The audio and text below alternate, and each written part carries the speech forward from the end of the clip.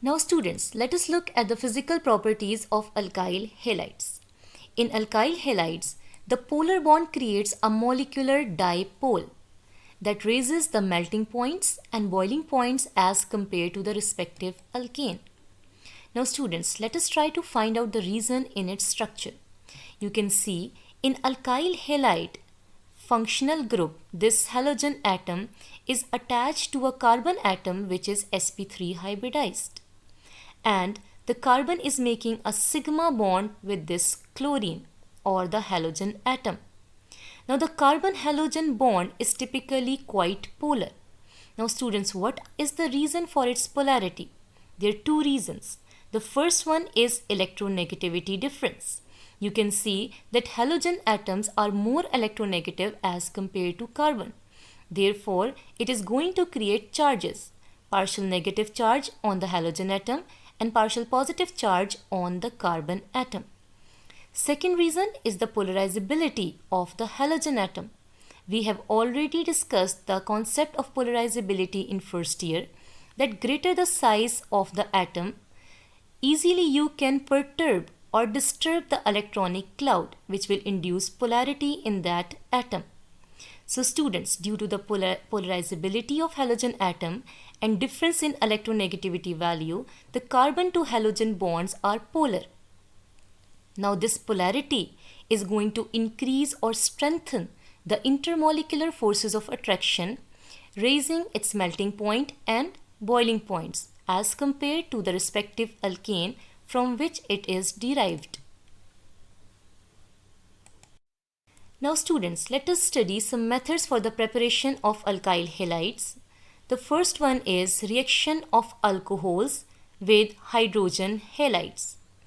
Alcohols may be converted into the corresponding alkyl halide by the reaction of halogen acid HX, which can be HCl, HBr, Hi, in the presence of zinc chloride, which is going to act as a catalyst. As you can see, this is ethyl alcohol, any alcohol. When we are going to react it with hydrogen halide, it is going to give ethyl chloride, in which this OH will be replaced by this X atom, and OH and H will combine to give you a molecule of water.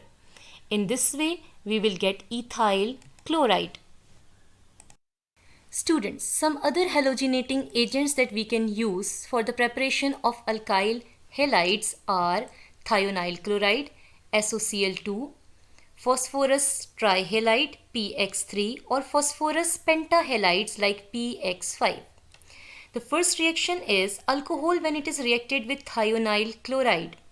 SOCl2 is thionyl chloride.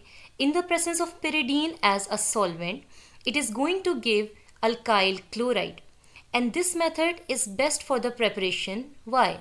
Because HCl and SO2, both of them being gaseous, they are going to escape out of the reaction mixture as soon as they are prepared, leaving behind only the alkyl halide.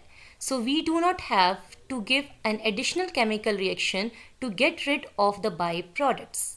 So that is why it is the best method for the preparation of alkyl halides. Secondly, phosphorus trihalides or phosphorus pentahalides, they can also be reacted with alcohols to give alkyl halides. Look at the first example. We are taking 3 moles of ethyl alcohol, reacting it with phosphorus tribromide, which is going to give 3 moles of ethyl bromide and phosphorus acid H3PO3. Secondly, if we are using a pentahalide PCl5 with an alcohol, it is going to give the alkyl halide along with HCl and POCl3.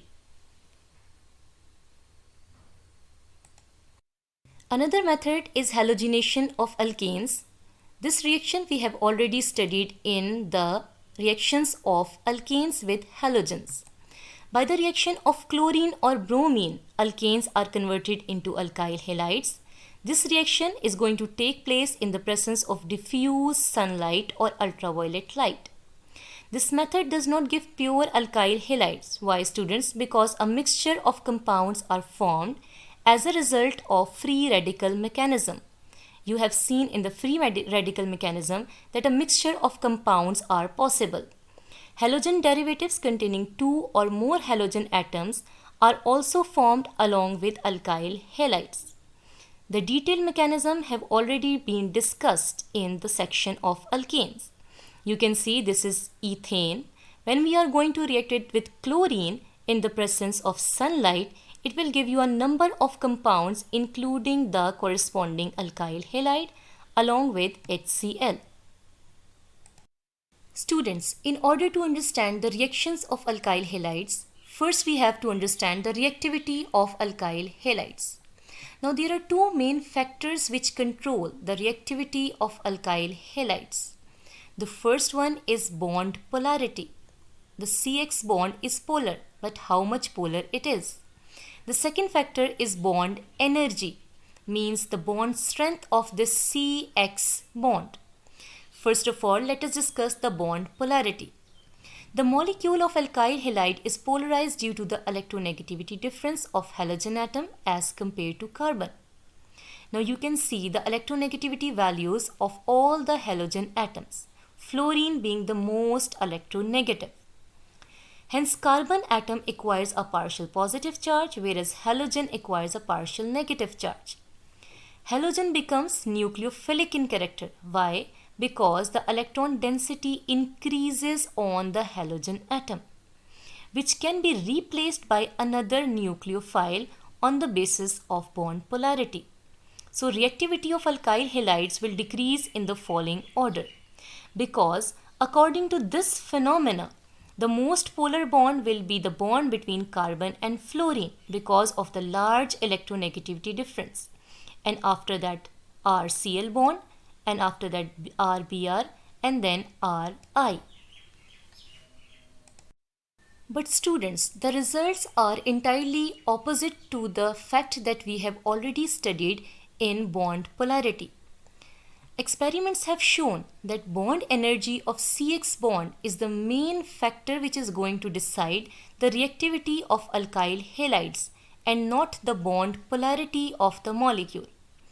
A study of bond energies have shown that the CX bond means CF bond is the strongest bond.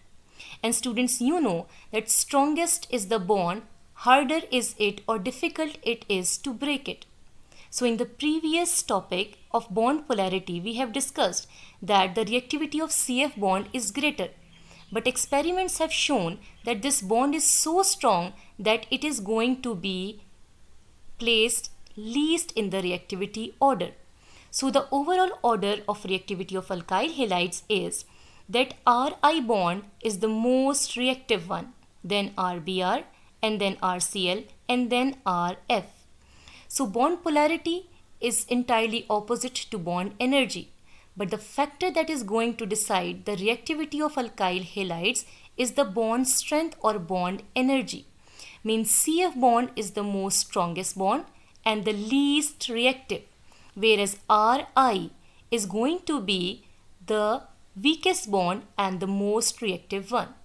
In fact, the CF bond is so strong that alkyl fluorides do not react under normal conditions. Students, I hope you have understood today's lecture. Try to apply the concepts and answer